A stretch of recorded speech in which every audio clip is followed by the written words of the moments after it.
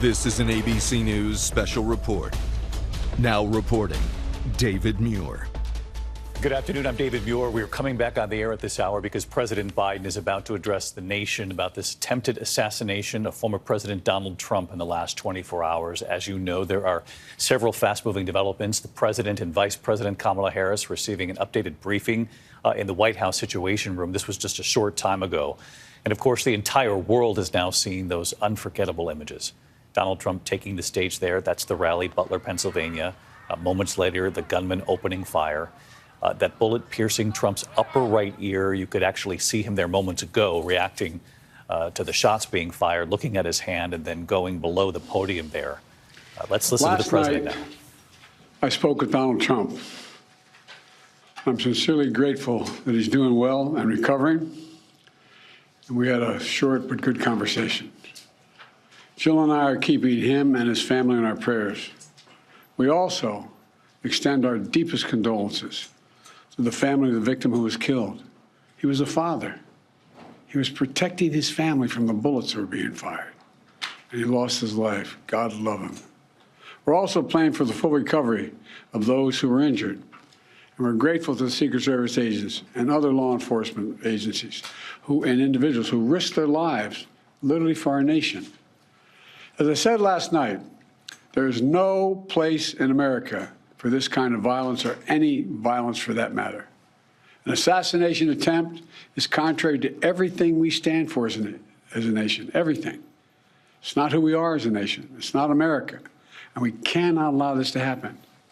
Unity is the most elusive goal of all, but nothing is important than that right now, unity. We'll debate and we'll disagree. That's not going to change. But we're going to not lose sight, in fact, who we are as Americans.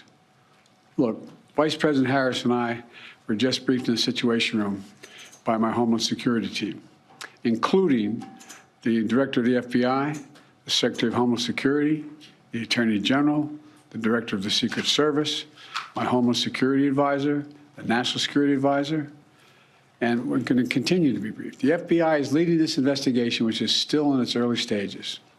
We don't yet have any information about the motive of the shooter. We know who he is.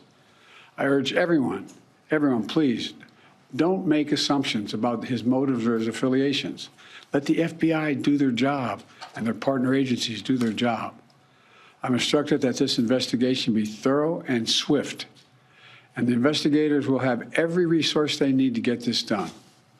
Look, as this investigation continues, here's what we're going to do. First, Mr. Trump, as a former president and nominee of the Republican Party, already receives a heightened level of security.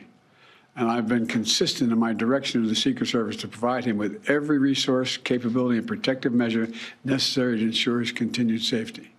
Second, I've directed the head of the Secret Service to review all security measures for the Republican National Convention, which is scheduled to start tomorrow. And third, I've directed an independent review of the national security at yesterday's rally to assess exactly what happened. And we'll share the results of that independent review with the American people as well. And finally, I'll be speaking more about this tonight at greater length from the Oval Office. We must unite as one nation. We must unite as one nation to demonstrate who we are. And so may God bless you all, and may God protect our troops. Thank you very much. Mr. President, when you spoke to President Trump yesterday... President Biden, Vice President Kamala Harris, and members of his national security team, the Attorney General right there leaving the Roosevelt Room not long after they had been briefed in the Situation Room about the assassination attempt on former President Donald Trump in Pennsylvania less than 24 hours ago. You heard the president there outline a couple of things here moving forward. He has directed the Secret Service that they have every resource available to continue to keep former President Donald Trump safe moving forward. They will review all security measures for the Republican National Convention. That was the second thing he revealed there. Again, reviewing all security measures for the Republican National Convention moving forward in these next couple of days. As we've heard from the Trump campaign and the Republican Party, they do plan to move forward with the convention as planned. He's also called for an independent review of national security at that rally in Pennsylvania, pledged to share that with the American people. And perhaps most telling there, he announced an Oval Office address. 8 p.m. Eastern is our belief at this point. Let's bring in our chief White House correspondent, Mary Bruce. Again, the president there moments ago saying he's instructed the Secret Service that they have every resource available to continue to keep Donald Trump safe. And he called for an immediate review of all security measures at the RNC. He'll address the nation tonight.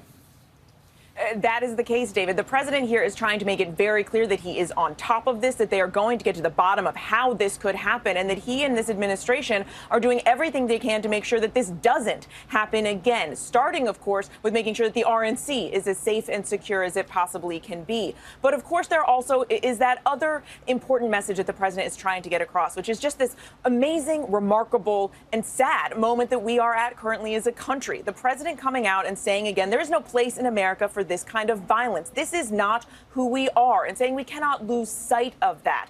That, I think, is the message you're going to likely hear more of tonight as he tries to, over the last 24 hours, less than that, dial down the temperature, dial down the explosive political rhetoric in this country. The president, though, noting we do not know the motive yet of this alleged shooter, and the president saying don't make assumptions. But nonetheless, he's making clear he is doing everything he can to try and get to the bottom of this, and that he wants to share that more important overarching message with the country that now is an important time to come together and unite. Yes, we disagree, but it has to be done in a way that is safe, David. Mary Bruce at the White House. Mary, thank you. I'll see you later for World News Tonight. And then, of course, the president's speech, 8 p.m. Eastern. He just announced he will address the nation from the Oval Office. Let's bring in our senior investigative correspondent, Aaron Katersky, for one more question on this. You heard the president there, Aaron, urge the American people not to rush to judgment on what might have been the motive here for this suspect. He said that will be revealed in due time, given this fast-moving investigation. At this point, though, you're learning from your sources that they believe heavily that this is a lone wolf type situation. They do, David. The Secret Service believes that he acted alone. They found no ties to international terrorism or any domestic terror groups. They've been scouring his devices, and they found some interesting things from searches online about disinformation and all sorts of conspiracy theories, but nothing so far, we're told, that points to a clear motive. They're still looking, David. And again, the weapon, Aaron, was believed to be his father's high-powered AR-style weapon. An AR-style weapon purchased, it appears, legally by his father. How the suspect came to take possession of it has not yet been revealed, but he was able to fire about 8 shots from an elevated position on a rooftop adjacent to the venue. The AR-15 is not a precise weapon for a sharpshooter, but he was able to get off a lot of shots. And you heard the president there pay tribute to the father of 2 young girls who was shot while his wife said was protecting his family from the gunfire. Aaron Katersky with us here as well. Aaron, our thanks to you and to Mary Bruce. I should mention we'll have a special edition of World News Tonight Sunday a little later this afternoon. I'll see you for that. Of course, we'll be back on the air 8 p.m. Eastern. President Biden with an address to the nation from the Oval Office, and then right after, our special report on what's happened this weekend in America. We'll take you through it minute by minute with the very latest on the investigation. So again, 8 p.m. Eastern, the president addressing the nation, followed by our ABC News special, bringing you up to date on everything we know so far. And I'll see you for World News Tonight. Until then, good day.